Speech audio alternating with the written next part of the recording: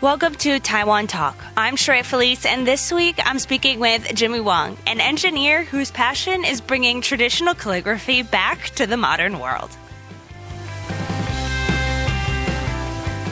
Also heard that you work full-time as an engineer, correct? Yes. What type of engineer are you? For the DRAM, it's part of the microengineering. Okay, so is computer engineer? A little similar. I'm doing some process integration engineer. I need to focus on our product and to improve the structure. All right, so that's quite different from your beautiful calligraphy. How did you get started in calligraphy? So when I'm very young, my grandfather, he's working on the calligraphy. Okay. So I'm interested in that he's writing very beautiful, and I start to learn from him. So my grandpa is my first teacher. What age did he start teaching you? I'm not sure the real age. Maybe when I was 5 or 9, he started to teach me. And you've just continued ever since? Yeah, because I think this is very interesting, so I just keep learning. And after in the senior high school, I go to find some other teacher, also keep learning still now. Okay. Would you say that calligraphy is an art, or would you say it's more of a writing style? So I think for the traditional, it's more close to the writing style. But for now, because most of the people didn't using the calligraphy, and now we can combine some more art effects. So I think this currently can be more like the art. Why do you think not many people use calligraphy anymore?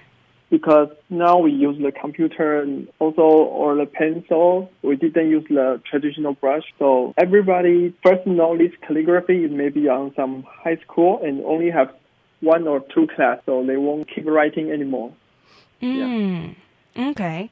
So when you draw calligraphy, do you have a specific style that you always stay with, or do you switch up the styles? Calligraphy, we have many styles, and I will do my best to learn all the styles because different styles have different skills. So when I'm in creation, I will use this kind of different skill to create what I want. So basically, I will change the style.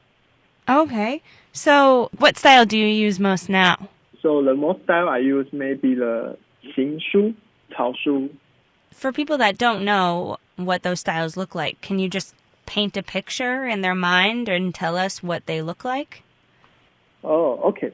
So for the 行书 style, this style is not from the original word we write.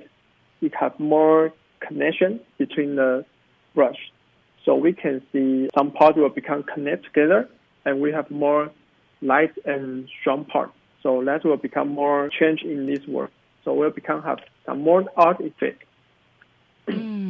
Okay. So it's like the brush strokes are kind of all attached together. So everything kind of looks like you didn't lift the brush off the paper, correct? Yes. Ah, okay. That's beautiful. These two styles write more fast, more quickly. These two styles, I think, more freedom because I'm also a street dancer. So these two styles become more similar to my personality. I more match to these two styles. Explain that to me. In what way does this calligraphy match your personality? Because when I'm writing these two styles, I always will listen to the music. So the music has the grooving, the rhythm, and these two styles need to have some rhythm in the work. Not just the same beat. Sometimes we will go fast, sometimes we will go slow. Some part will be light, some part will be strong. So I think these two styles match my personality and also match to my habits. And is this all done by hand? Most of it I just use by my hands. Okay. Yeah, the original feature. Yeah, that's very traditional. How do you feel about calligraphers now using computers to do it? Do you consider that true calligraphy? Some artists will do by their hands and then maybe go into the Photoshop to make it better. I think that's okay. But if you just use all by the computer, I think sometimes we'll lose some creation because when you use your hands, some element we cannot control, but that part will become more natural and that will become the one key to be the art, I think. So what materials do you use? Do you still use the black stone rock where you add water and you have to create ink in the old traditional way? Or do you use just paint? Oh, so for when I'm just practicing, I will use the official ink just buy at the shop. But when I want to creation, I will use the traditional thing. We call the 墨条, and we use the water to just make it have some black ink, black stone. For the traditional, this kind of way, we can have more effect on the paper because we can control the different type of black. Some will become very deep, some will become just not so black. So when I want to create some artwork, I will use the traditional way. That's great. So you're really going back to old-time traditional roots and trying to keep that alive. Yeah. I think one part is to keep it alive. One part I want to make it have more new style because I also combine with some different artists. We also co-work with the photo artist, co-work with the model, many types. Okay, so it's kind of like you want to keep an old tradition alive with a modern twist. Yeah. So it can appeal to young people as well as older people, correct? Yes. Also, I think one style I do is mainly popular in the young generation, just like a calligraphy and the tattoo. We just add it together. So because many people like the Chinese work and sometimes they want some tattoo on their body, but they didn't want the computer work, so they will choose the calligraphy to write their own work. So do you create a lot of tattoos for people? Yes, many. I have some co-work tattoo artists. We finish almost 100 cases. Wow, that's very cool. Is it mostly Taiwanese who request your tattoos, or is it foreigners, or is it a mix of both? Both. Both. Okay. Yes. Do you ever run into a foreigner who doesn't speak any Chinese who wants you to create calligraphy for them, but they have no idea what it means and get it tattooed to their body? Yes, I have. Some people will ask, but I will ask them to choose the word they want because I cannot choose for them. So they need to decide. So then I can create for them. But what happens if they don't speak Chinese? I will ask them to ask some people for more information because I don't know what they really want. Yeah. Okay. Besides tattoos, what else do you create for? Some shop, they want to have some calligraphy logo.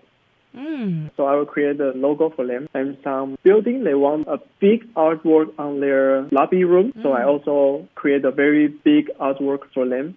And tell me, what's your price range? Cheapest will be the tattoo. Yeah. So maybe one word. So that will be maybe 3,000 Taiwanese dollars. Okay. And for the most expensive? The most expensive, that my connection will be the big artwork, but that depends on the size. So maybe over 40 or 50,000 Taiwanese dollars. So not sure, but depends on the size. So tell me, what calligraphers inspire you? So many, but I can choose one, my favorite. Okay. So that will also be the calligrapher in Taiwan, Dong Yangzi. So now she is almost 70 years old, but she is very famous as a very, very big artwork of calligraphy. Yeah. Okay, so you said that your grandfather taught you, and you've been trying to keep this tradition alive. So do you give classes or offer anybody one-on-one lessons to be able to keep this art form popular? Yes, sometimes I teach, sometimes at Taipei, Taichung, or Kaohsiung. Okay. Yeah, I will have some my class information on my IG or my Facebook page. So what are your goals for the future? So my goal in the future is I want to co-work with different type of artists. I want to connect the calligraphy with different art. I think that's the most part I want to do. Okay. What advice would you give to people who want to learn calligraphy? So my advice is the first, you can choose any style you want. You choose the first style you like, so then start to learn. And after you learn, you can try to learn different styles or different things. So don't be limited by so many old concepts. You can learn more freedom. In calligraphy, we have many rules, but sometimes we can walk on the range of this world. So we can follow part of them and part of us we can do by ourselves. So if people want to find out more information about you or see the art that you do, where would they go? I think that just can come to my Instagram, Jimmy Calligraphy, JIMMYCALLIGRAPHY. So if you're interested in calligraphy, you can search my page. Okay, so JIMMYCALLIGRAPHY, Jimmy Calligraphy. All one word, correct? Yes. Okay. Well, great. Well, thank you so much for speaking with me, Jimmy. Thank you. That's it for this week's episode of Taiwan Talk. I'd like to thank Jimmy again for joining me. Don't forget to tune in next week for an all-new episode. As always, remember to take care of yourselves. I'm Sheree Felice.